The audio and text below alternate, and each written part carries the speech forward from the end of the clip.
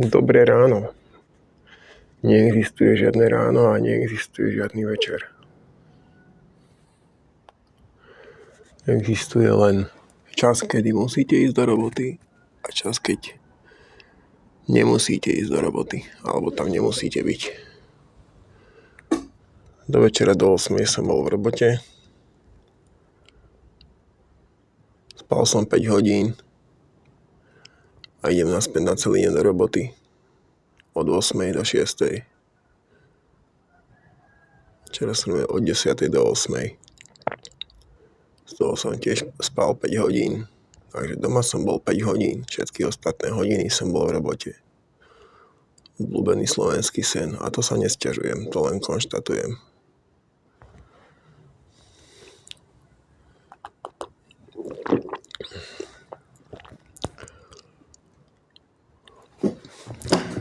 Chcel by som ešte niečo povedať k tomu,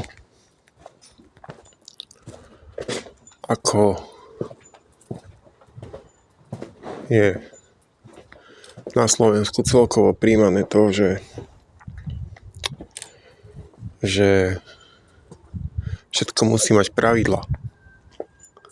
Všetko musí mať nejakú svoju štruktúru. A musí to nejako fungovať podľa toho, ako to tu ľudia kedysi nastavili. A my to teraz musíme všetci dodržiavať, tie nastavené veci, ktoré teraz nehovorím o zákonoch. Zákony nech sa dodržiavajú. Samozrejme, pokiaľ budú platiť. Nehovorím zo strachu o tom, že zákony nefungujú. Hovorím o tom preto, aby si niektorí ľudia nemysleli, že si teraz môžu kúpiť samopál a aj si s ním robiť, čo chcú, hej. O tom to není. To je zle.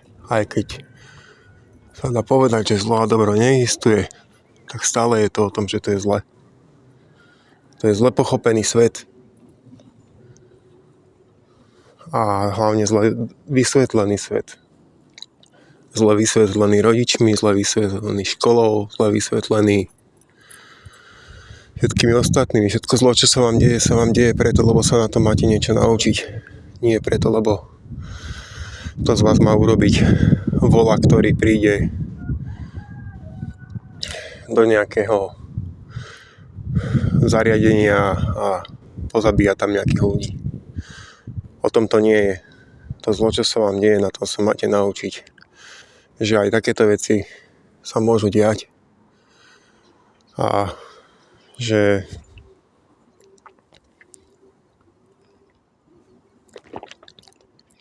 je dobré to začať robiť nejako inak, aby sa nediali. Keď vás na škole šikanujú, tak si z toho neberte to, že preboha, prečo sa to deje mne, ale skôr si z toho berte to, že vďaka Bohu zistil som, že sú aj takíto ľudia, pochopil som to, viem prečo sú a nechcem, aby to tak ďalej fungovalo. Nechcem, aby takíto ľudia boli ďalej, aby sa toto dialo. Ale nechcem to zmeniť ani nejakými nariadeniami, ktoré niekto berie ako nejaké príkazy, ktoré sa musia rešpektovať a žiadna iná cesta není, ale chcem to skôr zmeniť vysvetlením to tým ľuďom, že prečo to nerobiť, čo to všetko spôsobuje. Koľko bolestí to spôsobuje. A jaká zloba z toho potom vychádza. Ďalej by som chcel hovoriť o tom, alebo teda stále by som chcel hovoriť o tom, len sa k tomu vrátim. Ako stále má niekto predstavu, že proste nejaké veci sa musia robiť takto, alebo hen tak. No nie, nemusia. A bol som v tom, že musia. Že proste niektoré veci proste musia byť hen tak, alebo takto. Hovorím najmä o nejakých takých naučených veciach od rodičov, ktoré sa vám stále prehrávajú v hlave. A pokiaľ s nimi nepracujete, tak ich začnete robiť tiež. A nerozumiete ani presne prečo, lebo zo začiatku ste ich nechceli robiť. Chceli ste byť iní. Chceli ste byť iní ako vaši rodičia. Chceli ste byť iní ako vaše babky a detkovia. A nakoniec ste sa uchýlili k tomu spôsobu, že však sa to inak robiť nedá. No nie, dá sa to robiť aj inak. Len musíte hľadať cesty ako. A musíte pochopiť, že to, čo vám rozprávali vaši rodičia, alebo vaše babky, detkovia, pradetkovia, prababky, boli len len prebraté nejaké staré vzorce, ktoré oni takisto chceli zmeniť a takisto sa uchýlili naspäť k tomu, že je jednoduchšie to neriešiť. Pretože je to nemenné. Nie, to je nezmysel. Je to menné. Dá sa to zmeniť. Len treba chcieť. Treba chcieť zmeniť seba. Keď sa zmeníte vy, začne sa meniť aj okolie. Začne sa meniť všetko okolo vás. Svet je o prehlbovaní vlastného ja. O chápaní seba samého v tomto zhluku informačných polí, ktoré sa medzi sebou prebíjajú jedno cez druhé. Dá sa žiť aj v úplne nádhernom svete, v ktorom sa budú ľudia na seba usmievať. Len treba pustiť tie staré vzorce. Treba pustiť staré kliatby. Treba pustiť staré nastavenia, čo sa týka nejakých vecí, ktoré sa nazývajú ako napríklad pomsta. Pomstu treba pochopiť a prestať ju robiť. Pomsta neexistuje. Pomsta je len zle vysvetlené to, že niekto nám ubližuje dlhé roky našej rodine a teraz my to musíme držať a musíme v tom stále žiť. No nie, nemusíte. Pustite to. Pochopte, prečo to ten človek robí. Nájdite tam tú chybu. Nájdite ju vy. Nebudú ju hľadať už vaši rodičia ani nikto, pretože oni tomu nerozumejú. Keď im to budete sa snažiť vysvetliť, tak je veľmi malé percento alebo veľmi malá šanca, že sa vám to podarí. Pretože tí ľudia sú na toto moc zatrpknutí. A keď chcete robiť zázraky, oni ich nebudú chceť. Aj keby ste všetci začali chodiť naraz po vode, tak sú ľudia, ktorí vám to vyvrátia a povedia, že sa to nedeje, že sa vám to len zdá. A vytvoria si skupinu niekde na nejakom ostrove a tam nikoho nepustia, lebo proste po vode sa chodiť nedá. A proste je to zakázané a to sa nemôže a ja neviem ešte čo. Hej, takže všetko, čo sa vám zdá, že vo vašom okolí nefunguje, začnite to chápať, začnite to nejako meniť, začnite s tým niečo robiť. Dá sa to. Dá sa byť lepší, dá sa byť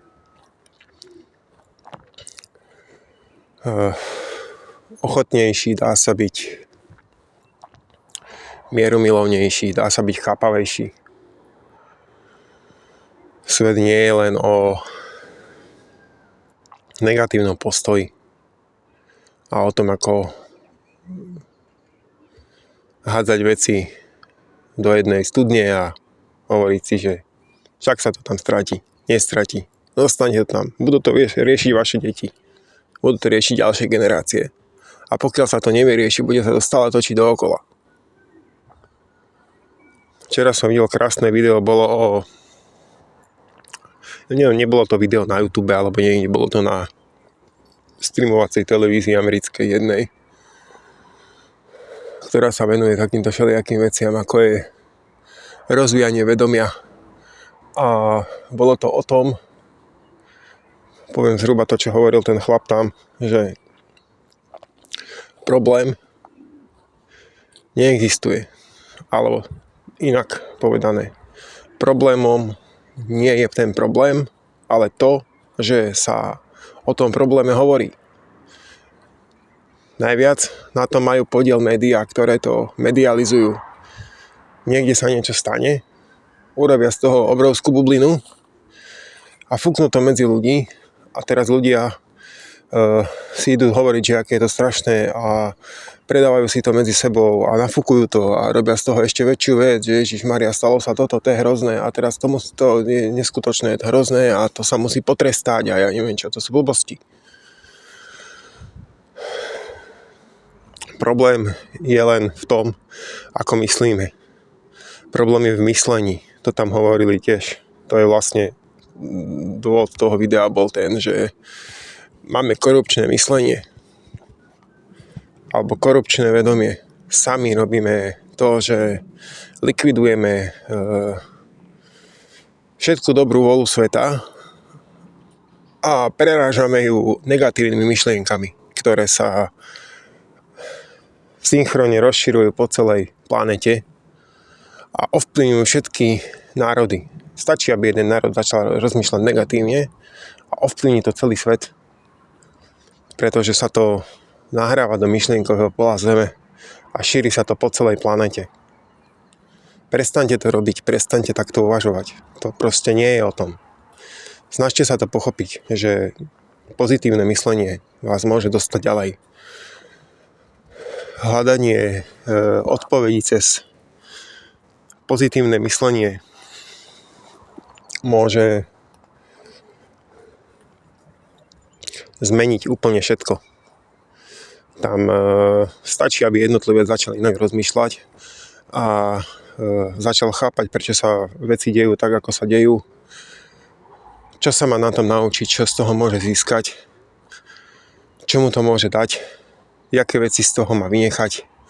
Proste, čo tá situácia mu môže, čím môže byť obslužná, alebo čím ho môže obohatiť, áno? Takže prestaňte negatívne myslieť, prestaňte nafúkovať bublinu, ktorú vám niekto podsúva, že to je problémom. Problémom není sama o sebe vojna niekde, v nejakej krajine. Problémom je nafúkovanie toho, že tam tá vojna je. Čím viac ľudí nad tým rozmýšľa, tým viac sa tá vojna rozširuje po celom svete. Čím menej ľudí nad tým rozmýšľa, tým skôr sa tá vojna alebo ten konflikt vyrieši. Pretože hlavne sa bude riešiť tam, kde vznikol a začnú to tí ľudia tam chápať, že prečo vznikol a ako tomu predísť. Ide o to hľadanie tej cesty, ako z toho vykorčulovať. Ale pokiaľ niekto vytvorí konflikt a ešte ho urobí aj slávnym a konečne ho začne niekto brať vážne, že vyvolal konflikt a že konečne som slávny, konečne ma vidí celý svet, teraz budú o mne hovoriť, zapíšem sa do dejín, tak áno, to sa všetko stane. Ale ostatným ľuďom to prinesie len veľkú nevôľu. A zlobu do života. Nikto sa na tom nič nenaučí, len sa o tom bude hovoriť. Ale život není o tom, aby sa o tom hovorilo. Každý jeden z vás, čo sem prídete, narodíte sa tu máte niečo stvoriť, vytvoriť a máte byť slávny. Keď nie pre ostatných, aspoň sami pre seba. Snažte sa to pochopiť. Tieto zvieratá takéto veci neriešia. Nejakú pomstu, zlobu voči svojmu druhu alebo voči iným. Narodia sa, chcú sa najesť, pospia si a zase sa chcú najesť a zase si pospia a občas niečo skúmajú. Sú ľudia, nechcem povedať, že hlavne na Slovensku, ale žijem tu, takže áno, v tejto krajine, ktorí toto je úplne cudzie. Ráno sa zobudia, najedia sa, idú do roboty, tam vypnú úplne, neexistuje pre nich nič proste, lebo nedokázali by v tej robote vydržať, keby nevypli. Vrátia sa domov, totálne unavení, idú si láhnuť a spať a ráno sa zase zobudia a zase a tak dookola. A tak dookola 40 rokov v jednej firme. A potom ani nerozumejú vlastne, prečo sa narodili a prečo žijú a už nechcú nič iné, len umrieť, lebo proste už je to na nich moc. O tom toto není. Zobuďte sa, ľudia. Takto to nefunguje. Začnite si rozvíjať vedomie.